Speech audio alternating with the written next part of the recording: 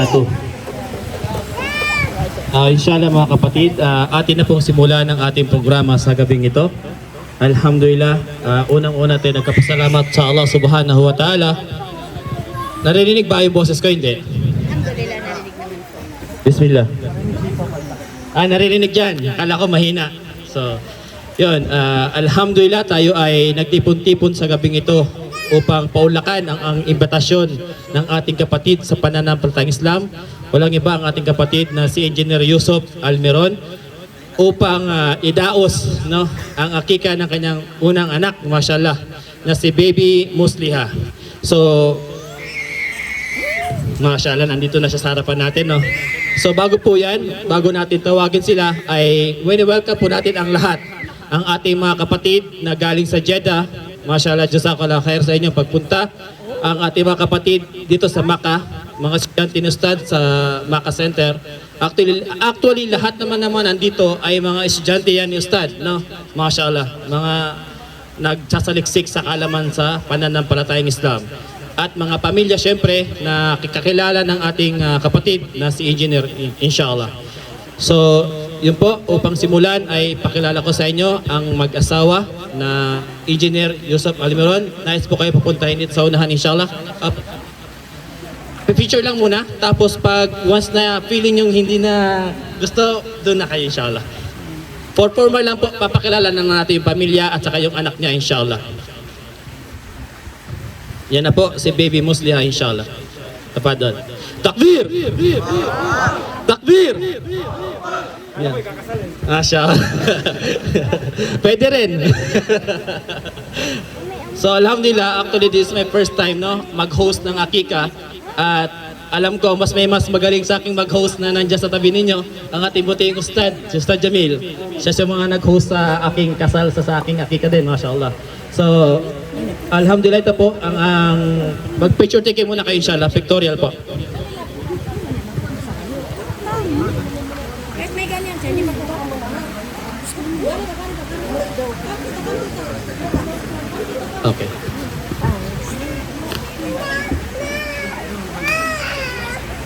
Yan muna, gusto pumunta doon.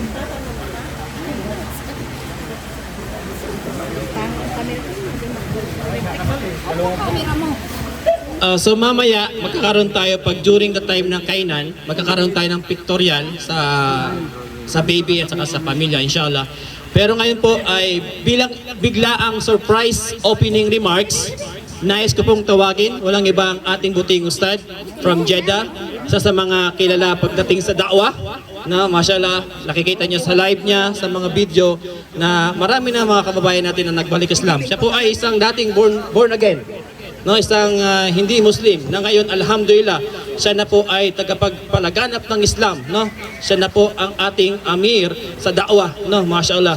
Walang iba po, tinatawagan natin sa Ustad Jamil Islam upang magbigay ng kaunting opening remarks sa programang ito. Biglaan to, surprise, hindi niya alam.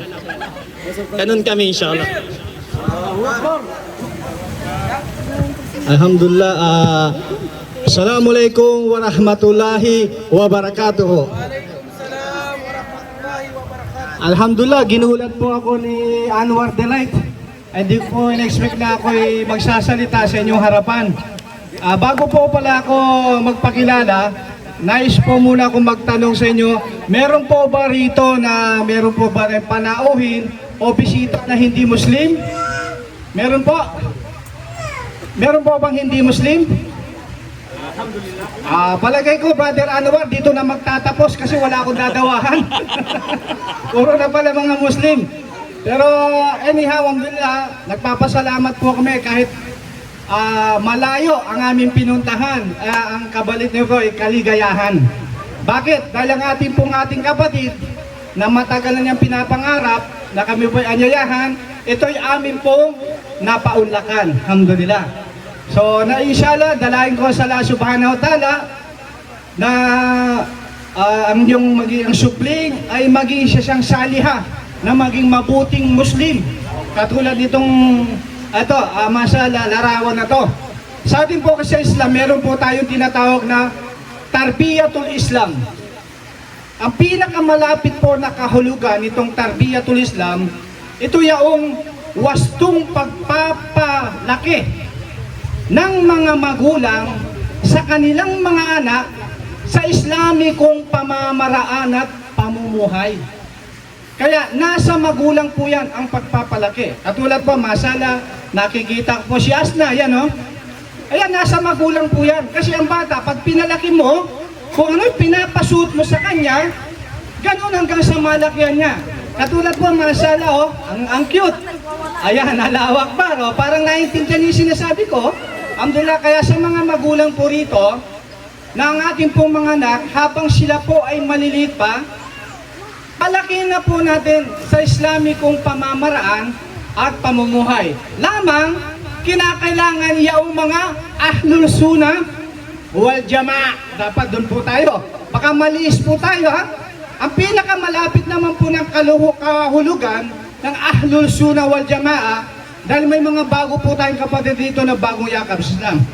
Ang pinakamalapit po kahulugan yun, yaong sila yung tumatangkilik, tumataguyod sa pamamaraan ng Rasul sallallahu alaihi wasallam. Ayan. Yung pang ibig sabihin nun, ha?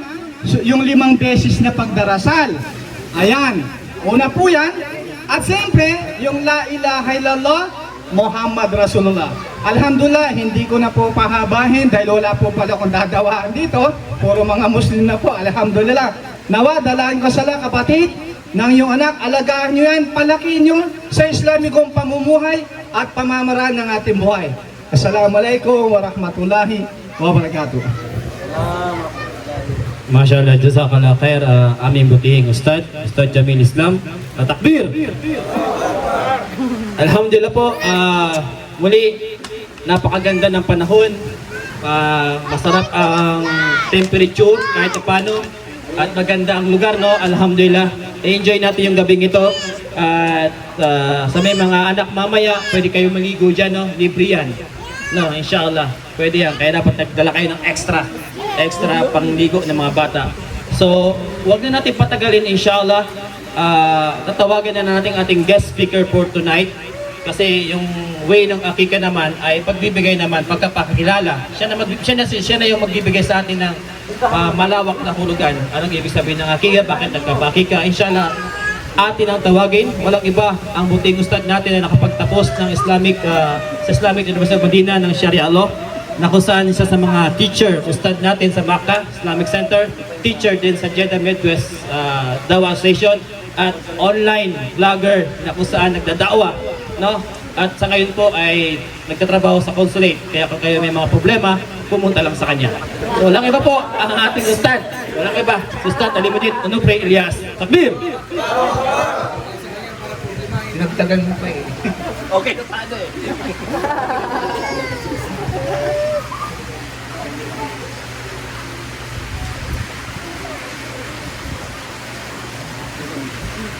Okay. Ngayon. Welcome na yung pag-welcome. Kala ko may nagtampo sa una. Okay, a'udhu billahi samil alim minash shaitanir rajim. Bismillahirrahmanirrahim. Alhamdulillah wassalatu wassalam ala asyrafil anbiya'i wal mursalin nabiyina Muhammad wa man tamassaka bi sunnati ila yaumiddin ma ba'd. Rabbi shrah li sadri wa yassir li amri wahlul 'uqdatam min lisani yafqahu qawli.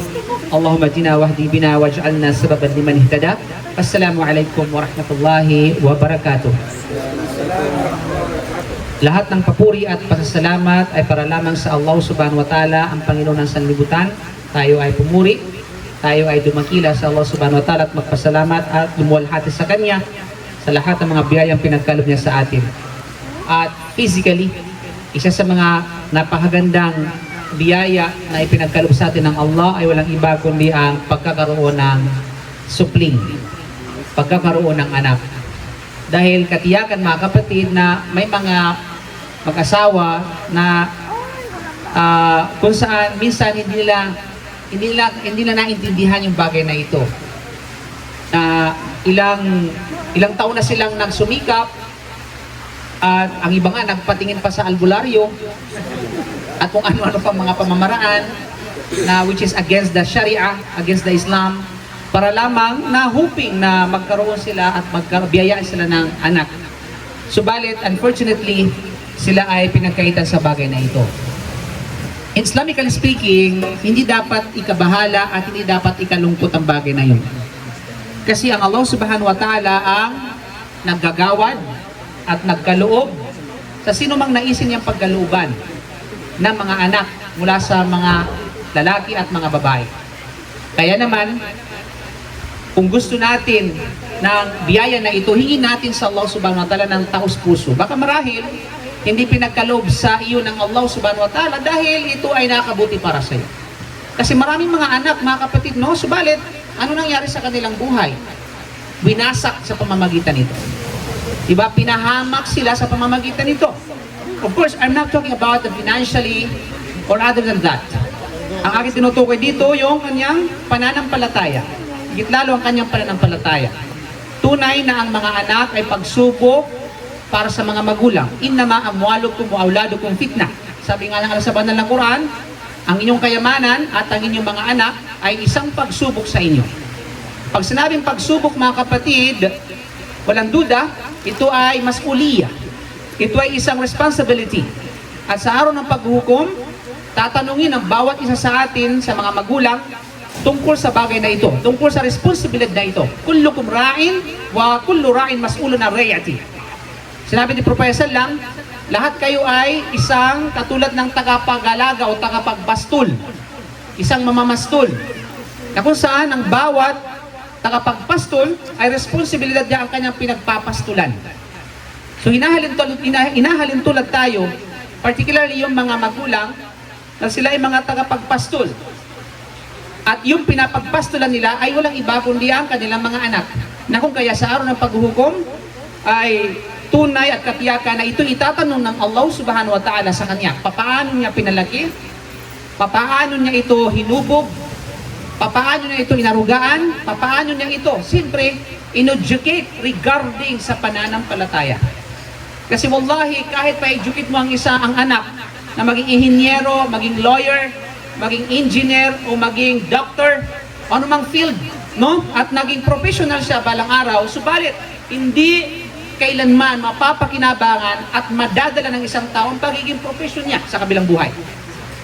Walang duda, ang tanging may dadala ng isang tao ay walang iba kundi ang kanyang pananampalataya, pananalig sa Allah subhanahu wa ta'ala, at yun ang tanging dapat maging baon ng bawat isa sa atin at higit lalo na mga anak natin, mga kapatid.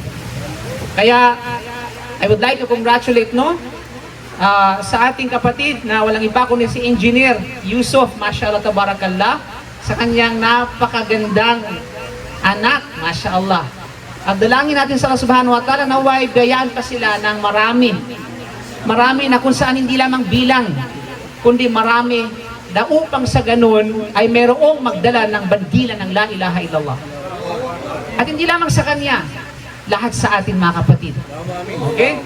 Naway, inshallah, pagkaloob sa atin ng Allah subhanahu wa ta'ala biyaya na ito upang merong magtaguyod balang araw, hindi lamang apelyido natin. Kasi hindi naman madadala yung apelyido mo sa kabilang buhay. Hindi mo pwede pagmamalagyan, oy, ako'y Morales. Okay? Ay, sino may Morales dito? Okay. Ako'y Onofre, ako'y Elias, o ano pa man. Okay? Hindi natin may pagmamalaking. Wallahi, kung merong may pagmamalaking apelyido sa kabilang buhay sa harapan ng Allah, walang iba kundi ang pamilya ni Propeta Muhammad sallallahu alaihi wasallam. Sa kadahilan na siya yung pinaka-ashraf, pinaka-noble, ika nga na pamilya sa balat ng lupa. At yan ay batay sa statement ng Prophet sallam na walang duda, siya ay pinili mula sa pinaka-marangal na pamilya. Subalit, of course, hindi lahat ng nasa Quraysh tribe ay nananampalataya. May mga iba sa kanila namatay na walang pananampalataya, mismo ang kanyang uncle, mismo ang kanilang mga tiyuhin, ang kanilang mga mahal sa buhay. Okay? Ang kanyang mga kamag-anak. Subalit, hindi niya kailanman madadala ang pagiging Quraysh niya sa kabilang buhay dahil itinakda at tinatakan siya ng Allah na siya'y mananahan ng impyernong apoy. Kaya naman, okay? Ang merong dapat may pagmamalaki sa atin at dapat i-educate natin sa ating mga anak, walang duda ang pananalig at pananampalataya natin sa Allah subhanahu wa ta'ala, mga kapatid. Kaya hubugin natin ang ating mga anak sa pananampalataya na ito sa abot ng ating kakayahan at nawa inshallah ito sila ay magsisilbing tagapamagitan natin inshallah sa kabilang buhay. And this is the purpose of Akika. Akika, I would like to educate everybody. na yung pagkakaiba ng akika at saka ng binyag. Okay? Kasi maraming mga humahambing at tinahalin tulad ang akika na parang binyag. Anyway, yan of course misinformation. Iba yung akika sa tinatawag na binyag. Kasi ang binyag, for your information, of course, sa mga Kristiyano, ika nga na binyagan, is to Christianize. No? Para i-Christianize yung bata. Sa Islam, hindi naman pwede i-Christianize yung bata. Malinaw? Bagkus, ang tawag dito ay tinatawag na akika dahil walang duda, lahat ng mga batang isinilang, sila yung mga isinilang nasa estadong fitra. Anong sabi ni Propeta Sallam? Kullu mauludin yuladu ala fitra, fa-abawayhi ay majisani wa yunasiranihi wa yuwahawidani. Lahat ng mga batang isinilang, sila yung isinilang sa estado ng fitra. Ano bang ibig sabihin ng fitra? Ang fitra ito ay ang natural inclination ng isang tao. Paano siya nilikha ng Allah subhanahu wa ta'ala ay ang pagkilala sa nag-iisang dakilang tagapaglikha. Pagkilala sa nag-iisang dakilang tagapaglikha. Bawat sanggol, regardless of race, regardless of, sabi natin, nationality. Makikita mo kapag umiyak sila, pare-parehas lang. Okay? Punta ka sa batang China, pag nahugutom, di ba? Tama ba yun? Sorry medyo may pagos yung ano ko yun. Okay? Ganun din sa Indonesia, ganun din sa Africa, the same. Yung pamamaraan ng kanilang pag-iyak para dahil sila nagugutom o may pangangailangan na kung saan ay ang nakakaintindi dito ang kanilang mga magulang lamang, mga kapatid. Di ba? Na kung saan mga batang ito, natural sa kanya, nilikha siya ng Allah na kumikilala sa nag-iisang dakilang tagapaglikha. Subalit, nagiging Kristiyano lamang siya, nagiging Hudyo lamang siya, nagiging Madyan lamang siya, o anumang relihiyong kinabibilangan niya, bukod sa Islam dahil sa kanilang mga magulang. Kasi kung hindi sila Christianity, kung hindi sila tinatawag na bininyagan ng kanilang mga magulang, anong tawag sa kanila? Paglaki. Oy, dong, day, muklok ka no. Okay? Sabihin muklo, sa amin kasi pag sabihin muklo, mga Muslim, no? Kasi ang Muslim kasi walang binyag. Alam natin yan. Alam nila yan. Diba? Muklo ka o kaya sabihin natin ano ka? Anong tawag doon sa muro ka? Okay? Moro. Kasi pag moro, mga Muslim talaga. Kasi from the word Moroccan, historically speaking, nakilala ang moro dahil sa yung mga dumating si Magellan, history na tayo, no? Dumating si Magellan sa Pilipinas o yung mga Spaniards, mga invaders sa Pilipinas, may mga ng Allahu Akbar, sumisigaw ng La ilaha illallah. Yung mga alam natin yung mga slogan ng Islam, dapat yung pakita nito yung mga taga-Morocco. Pati ba naman dito may mga taga-Morocco? Kasi siyempre nauna na yung silang dumaong sa Morocco at nakilala na doon, mga Muslim mga nandoroon, at pagdating dito yung pa rin ang ginagawa. So, nadala na yung word na Moro. Okay? So, yun yung mga kapatid sa panampalatayang Islam. So, ibig sabihin, lahat sila ay isinilang na nasa estado ng fitra na kumikilala sa nag-iisang dakilang tagapaglikha, walang iba kundi ang Allah subhanahu wa ta'ala. Subalit, naging Christian lamang siya dahil sa magulang, dahil bininyagan siya ng magulang niya. Naging Hudyo siya dahil sa kanyang magulang. At naging Madyan siya sumasamba sa apoy dahil sa kanyang magulang. Kasi kung hahayaan mo yung bata na yan, hahanapin niya yung pagkilala, yung inclination, natural inclination, na kung saan pagkilala sa nag-iisang dakilang tagapaglikha. Tatawag siya ng Panginoon nag-iisa lamang, mga kapatid. Katulad ni Propeta Abraham a.s. Nino? Kaya naman, hindi malayo ang tinatawag na binyag sa sinasabing akika natin, mga kapatid. So, ang purpose ng akika, hindi para i-baptize o sabihin natin i-muslimize ang bata dahil natural na inborn siya na Muslim. Okay? Now, ano ba ang ibig sabihin ng akika for your information? Walang duda, ang akika, mga kapatid, sa panampalatayang Islam, ito ay nakasaad sa hadith ni Propeta Muhammad SAW, kullu gulamin rahinatun bi aqiqati. Lahat ng mga batang isinilang, anuman ang kanilang mga magulang na kinabibilangan, ibig sabihin, anuman races ang kinabibilangan ng kanilang mga magulang, sila'y marhuna bi aqiqati. Literally, ang ibig sabihin ng tinatawag na marhun, okay mga kapatid, is hostage. Sa ibang pagkakasalit, ito ay mortgage. Ibig sabihin, nakatali siya, binded, no? At maano lamang siya, marirelease lamang ito sa pamagitan ng kanyang akika. Pinaliwanag ng mga ulama yung phrase na ito, mga kapatid. Anong bang ibig sabihin ito? Sabi ng mga scholar, isa sa mga nagpaliwanag si Imam Ahmad ibn Hanbal, rahimahullah. Sinasabi na yung mga bata na kung saan kapag namatay na hindi naakikahan, hindi dumaan sa tinatawag na akika, ay hindi sila makapag-intercession o intercede. Hindi nila kaya mamagitan sa araw ng pagkukumpara sa kanilang mga magulang. Kapag sila'y namatay nasa Athnail Tufula.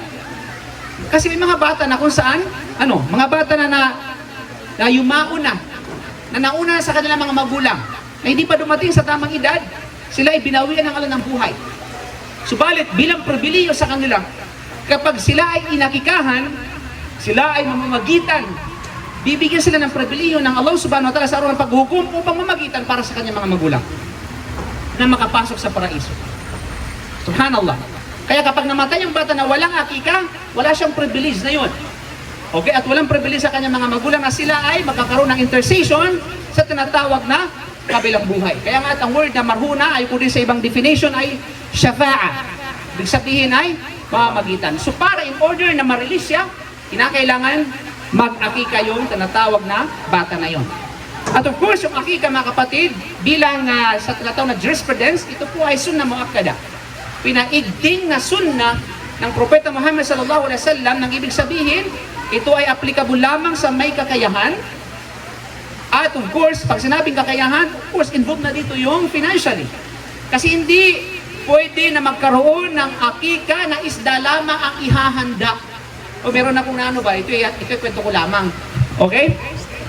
Merong nag-invite sa akin na akika. Ustaz, siyempre makipagkain yun eh. Let's go, sabi niya, pagkain basta importante, makakain tayo. So may nag-invite sa akin, tapos hinanap ko yung karne. Yung mga panahon na yun, pwede pa ako sa karne. Hindi pa ako bawal sa karne. Okay? So shout out sa mga may uric acid dyan. Linaw? Tapos, sabi ko, hinanap ko, nasaan yung karne dito? Kasi ang nakikita ko, puro manok, puro sabihin nating isda, no? Nandoon, inihanda. Tinanong ko, bro, saan yung karne?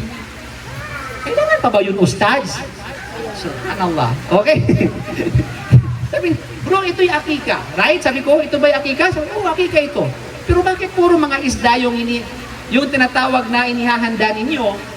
At wala yung sabihin nating representation ng akika. Walang yung focal point. Nawala. Kasi ang focal point ng akika ay sa pamamagitan pagkatay ng kambing or ng tupa.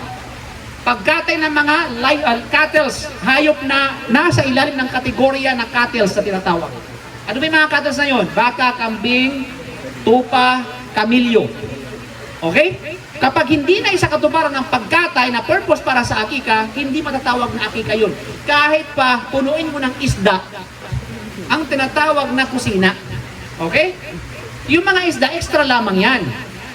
Yung mga isda, yung mga manok, gusto mo ng pato, gusto mo ng buhaya, bahala ka. So mga extra lamang yan mga kapatid sa pananampalatayang Islam. Pero ang focal point ng tinatawag na akika ay kinakailangan maisa katuparan yung pagkatay ng kambing. You know? Pagkatay ng kambing. Ng purpose ni para sa akika.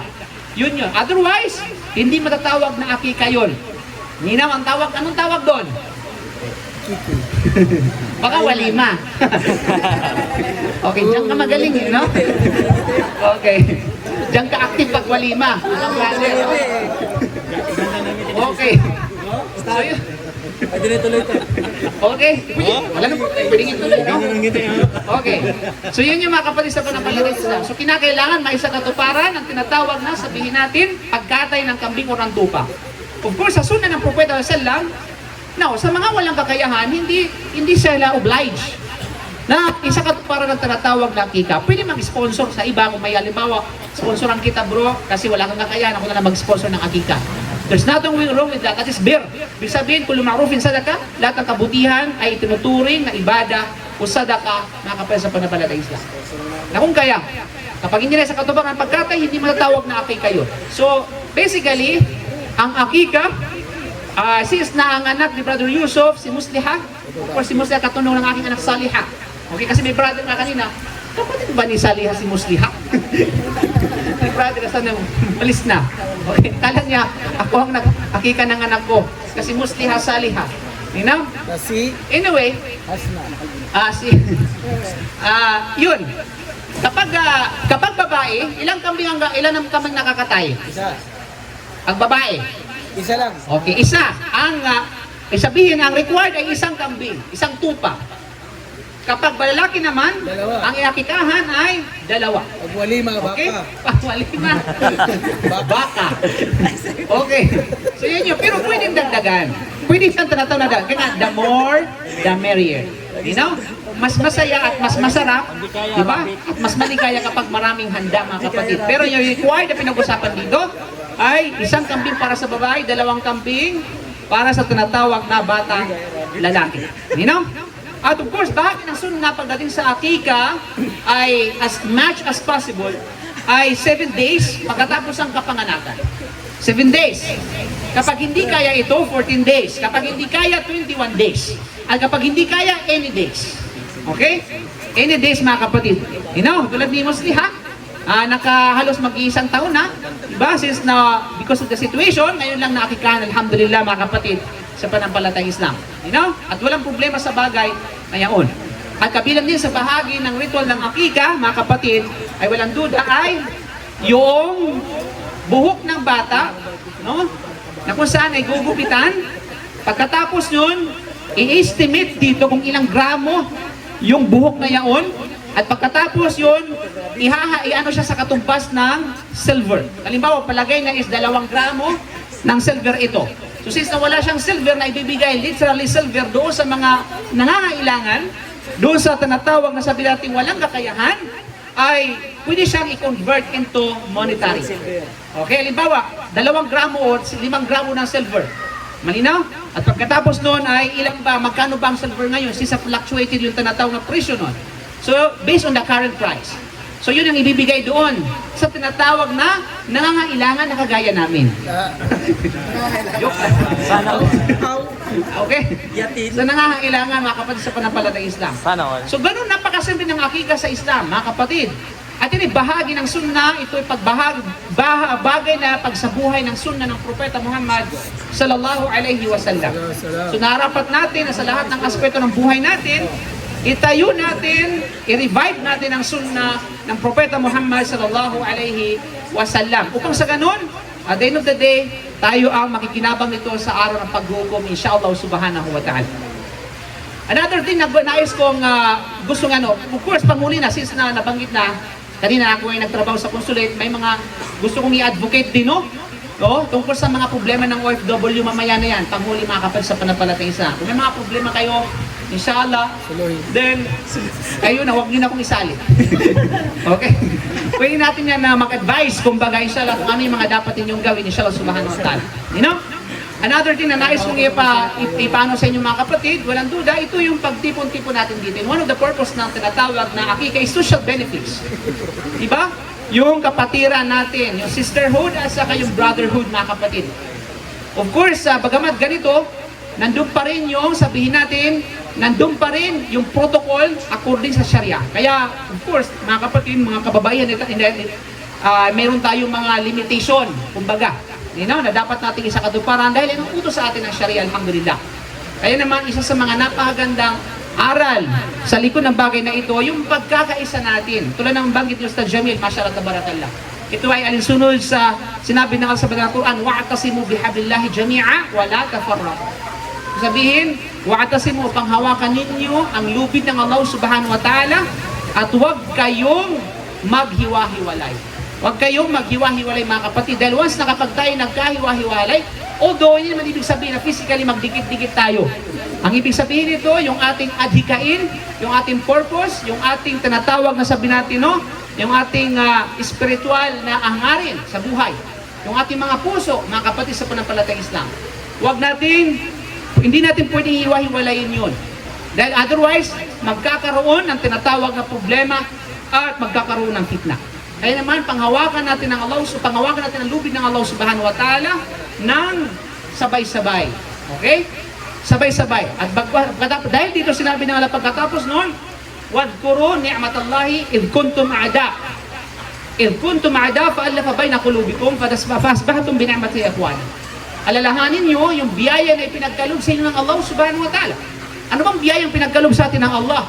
Mga kapatid, na ipinaalala sa atin ng Allah, walang duda yung Islam, yung paggabay sa atin. yung paggabay at pagpatnubay sa atin ng Allah sa relihiyon na ito. Wallah, thumma wallah. Hindi ka magiging Muslim kung hindi ka ginabayan ng Allah.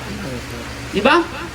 Wallahi, napakapalad natin, mga kapatid, na tayo ay ginabayan ng Allah subhanahu wa ta'ala habang yung ibang mga tao ay nasa landas ng paggaligaw. Di ba? Hindi bagat napakapalad mo habang nagsusujud ka? Sa panahon na ikaw ay nagsusujud, sino ang sinusujudan mo? Ang Allah subhanahu wa ta'ala. Bakit ka nagsusujud? Kasi iutos sa'yo ng Allah subhanahu wa ta'ala.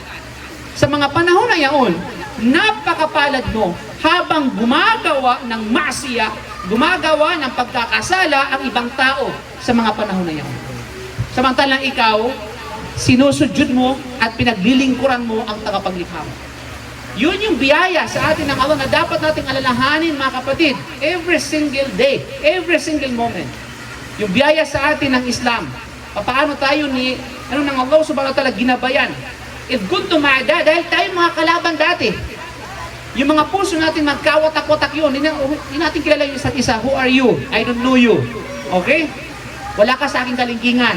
Okay, magaling ako sa iyo, something like that. Diba? Tayo ay magkahiwa-hiwalay. Tayo ay magkakaaway. Subalit pinag-isa yung mga puso natin dahil sa pananampalataya na ito. Kaya fa-asbahtum bini'matihi ikhwana. Kaya dahil sa biyayang yaon ng Allah subhanahu wa ta'ala ay nagiging magkakapatid kayo sa Islam. Nagiging magka-brother kayo sa Islam, nagiging magka-sister kayo sa Islam. Because of that, blessings. Dahil doon sa tinatawag na gabay ng Allah subhanahu wa ta'ala. At tayo ay nasa bingit ng kapanganiban ng impyerno nga po ay paangkadakum.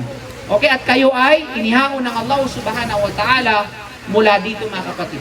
Okay?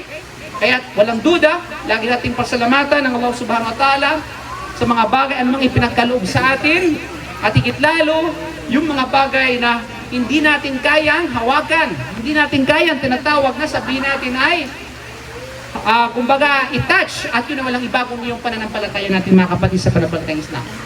Okay? Then of course, kung may mga katanungan kayo, pwede kayo magtanong. Pwede bang open forum mamaya? Inshallah. Ayokong patagalin kasi alam ko pag nasalita ko matagal talaga. Pero alam ko gutom na yung mga sikmura ninyo, mga kapatid. So, kasalanan ni Wano, tinawag ako eh. Then of course, the last thing, mga kapatid, since na andito na kayo, lahat siguro tayo dito yung OFW, at hindi rin maiwasan na pwede namin isingit ito dahil kami ay nasa panig ng consulate, panig ng tinatawag na office ng MWO at saka ng UWA. So gusto namin i-advocate yung bagay na ito. Please, as early as possible, wag na kayong dumagdag sa problema ng OFW. Okay? Sino man mayroong problema, kinakailangan as early as possible, solusyonan din na po yan. Bago lumala.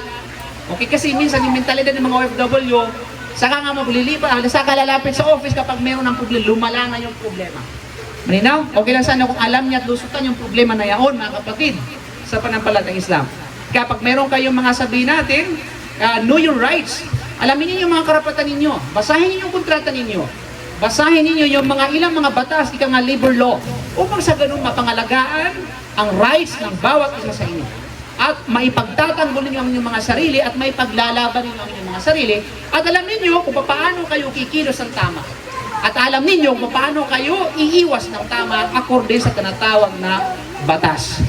Kaya naman, napakahalaga ng kaalaman, mga kapatid, sa lahat ng aspeto ng buhay. Diba? Yung mga bagay na ito, for example, labor concern, labor issue, kapag hindi mo alam yung tinatawag na batas, maaaring pinaglalaban yung mga bagay na hindi pala para sa'yo. Diba?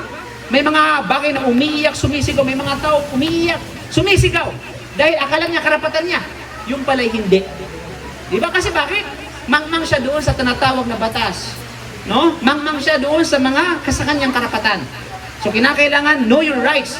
Upang sa ganun, may paglalaban yung iyong karapatan, at kapag hindi nyo kaya, nandiyan naman yung office, may paglalaban namin ang karapatan ninyo. Kasi mahirap ipaglaban ng isang OFW kung ang kanyang karapatan ay siya mismo ang bumalik. Hindi na, mga kapatid, siya mismo ang nagtanggal sa kanyang karapatan. Siya mismo ang nag-violate. Diba? So mahirap yun, mga kapatid, sa panampalatayang Islam. So magtulungan tayo.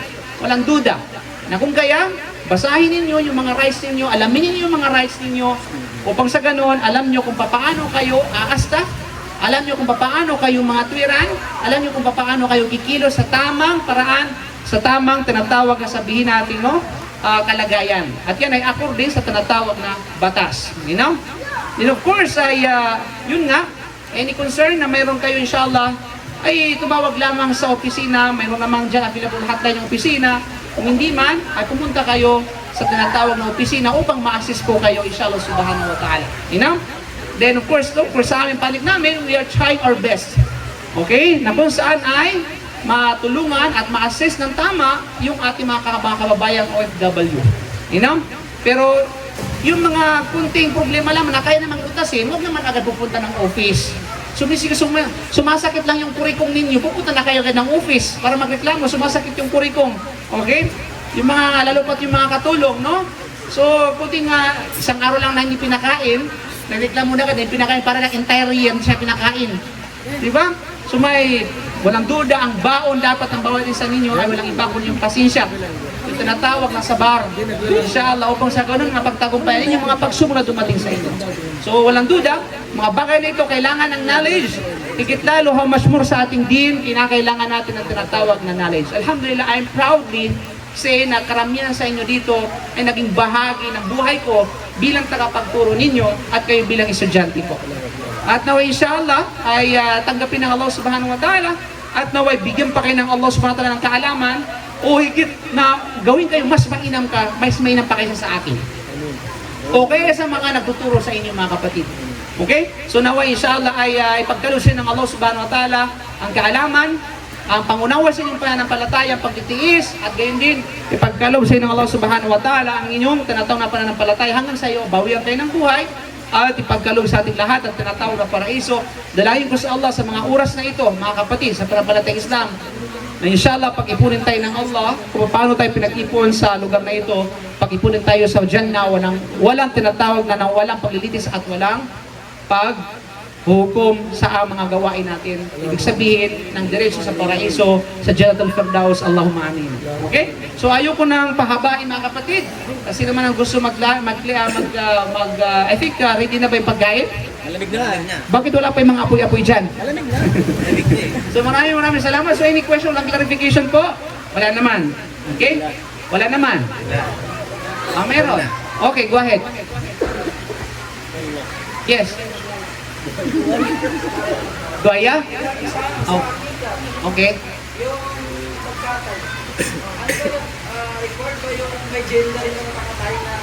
Hindi. Hindi siya required kung either yung kakatay na babae o lalaki.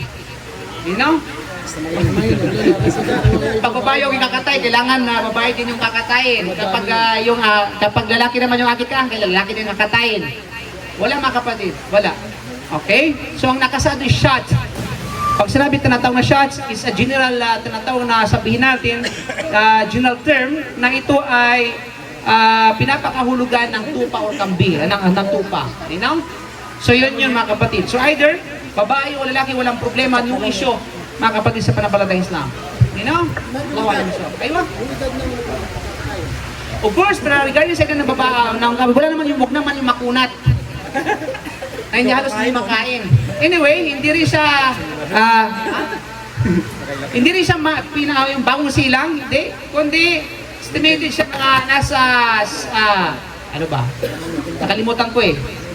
6 months to 1 year.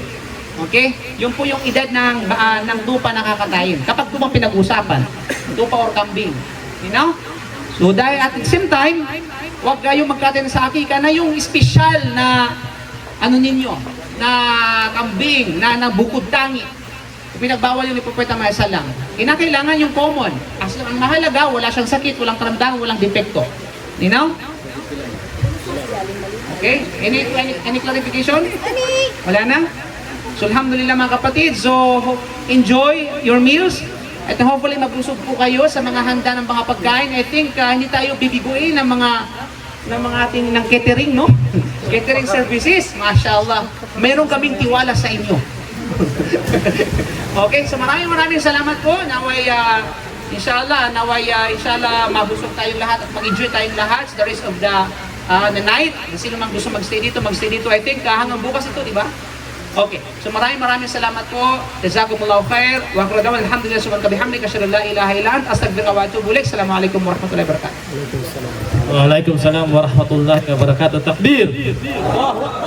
Subhanallah, Ustad. Yan ang Ustad natin na hindi lang siya pinagkukunan ng kaalaman. Siya pa ay sumbong at ating mga kababayan.